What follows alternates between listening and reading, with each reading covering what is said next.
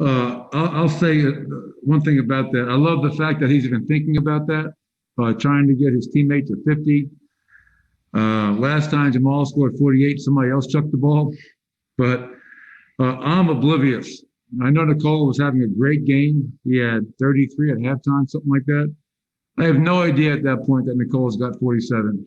And my concern is playing tomorrow. Hey, get our guys out and get some of the young guys in the game. So, yes, Jamal was kind of breaking my chops a little bit about that. And I love the fact that he's thinking about his teammate. Next, we'll go to Vic Lombardi. Coach, your team goes 15 of 17 from three in that first half. As a coach, how do you coach against getting into that lull, knowing that the shooting comes so easy, and then you see what happens in the third quarter? Well, that's been a reoccurring issue for us. At Miami, great first half, third quarter, did not play the way that got us the lead. I always tell our guys, don't get bored with success and understand why you got the lead in the first place. And Miami tonight, I think Dallas, we've had multiple games, Vic, where great first half, and we come out in that third quarter and we stop moving the ball, we stop making shots, we stop defending, a combination of those things, and we allow teams to get back. Thankfully, just like Miami, we were able to put them away in the fourth quarter. That is a very good basketball team. They're the hottest team in the NBA coming into this game this afternoon. And to come back from a 5-game road trip, this is a 6 game in 10 days, I believe, a 1:30 start. Our players had to come in the arena last night at 11 o'clock p.m. and test.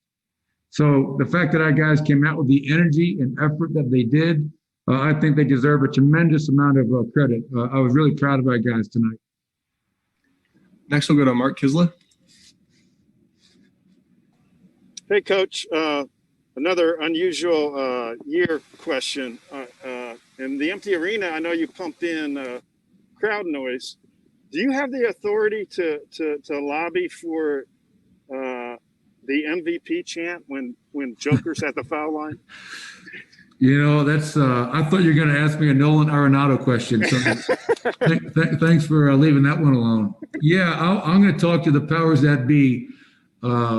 It's funny on that. I talked to Nick O'Hare, who just welcomed his first child into this world. So very happy for the O'Hare family and their newest addition. Nick will be a wonderful father. But I told Nick earlier in the year with no fans here, I said, please tell the PA guy to stop announcing head coach of your Denver Nuggets, Michael Malone. There's nobody here. I don't need to hear my name said over the PA system. But I will talk to those guys to see if we can get the MVP chant. Obviously, Nikola, 47, 11, and 5, continues to find ways to amaze.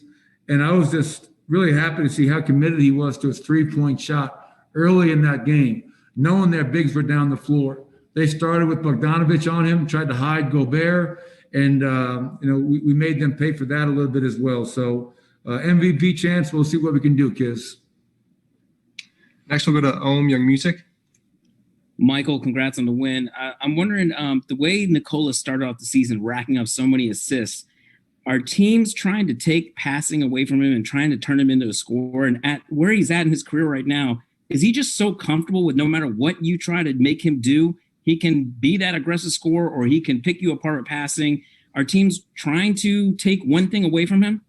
Yeah, I think so. I think teams lately have, he started the year after 10 games, whatever. He was averaging a triple-double and scoring efficiently and making all of his teammates better. I think we've seen recently that teams are doing a really good job of taking away those cutters and the easy baskets that we were getting and saying, listen, we'll live with him one-on-one, take away everybody else, make Nikola a scorer. And that's what you love about him. He is a great player. He is a superstar. You don't have to be a guy that dunks on people to be a superstar. And I think people get that twisted all the time. So if you're going to play him straight up, he's going to score. If you're going to be down the floor, he's going to shoot the three. If you're going to start double teaming, he's going to find the open man and make you pay. And that's what great players do. And obviously, very fortunate that Nikola is a Denver Nugget and thrilled that he's playing as well as he is. But we got a lot of contributions tonight, Ohm. I thought in that fourth quarter, I thought Facu Campazzo was terrific. Here's a guy that he shoots an air ball. A lot of guys after a shot like that would get gun shy.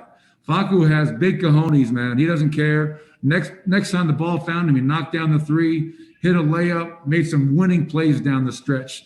Jermichael Green, same thing. I thought Will Barton had one of his best games of the season, impacting the game in lots of different ways. So you don't beat the best team in the NBA with just one player. It takes a team effort, and I thought we got a lot of guys stepping up today. Coach, we'll take a couple more. We'll go to Federico Rojas. Hey, Coach, congrats on the win. How much of the startup momentum today in that rhythm in the first quarter comes from the end of the game from Friday against the Spurs and the day off? Because it seems like on Friday at that fourth quarter, you guys you guys ran out of gas. How much do you think the beginning of the game today fed off that? Thank you. Yeah, Federico, I appreciate the question. I agree. I thought fourth quarter, 6 minutes to go, I think you could see how tired we were, and not just physically, but mentally as well. Long road trip, lots of flights, lots of testing. Yesterday was a complete day off mentally and physically, knowing we had a 1:30 tip-off against the best team in the NBA, so energy was going to be so important. And as I mentioned earlier, I loved how we started this game. The starting group had pop, had energy, and built that lead. Guys off the bench came in with the same kind of energy and were able to sustain that. They made a run in the third quarter, and then we were able to regroup and play well in the fourth quarter. So we were disappointed. Listen, 4-1 on the road trip is great, but there are no moral victories in this league. You know, we were disappointed that we felt we didn't close that trip the way we wanted to. So to get this win today was outstanding. And the challenge is we have Detroit waiting for us to play tomorrow night. So looking forward to that challenge as well. All right, Coach, we have time for one more. We'll go to Jacob Toby. Coach, it's pretty apparent that Nikola can put up, 30 plus, 40 plus. What are the conversations like with him and say, we need that from you tonight? Or is the beauty of him that he reads the game so well that you don't necessarily need to ask that of him? Yeah, I think he definitely reads the game. He has a great feel of how he's being played. And like I learned when I was in CYO basketball back at St. Agnes, the defense always tells you what to do. You can't premeditate, right? You got to take what they give you. And I think Nikola does that at a very high level. The only conversation I have with him at times is sometimes when they're playing him one-on-one, he has chances to score, and there'll be times where he's a little bit too unselfish, trying to find a player or make a pass when he has a chance to score and make them pay. But overall, Nikola, in my 6 years with him, has proven time and time again that he has a high IQ and he's going to make the right play almost every single time. Thanks, Coach. Appreciate it. Appreciate it.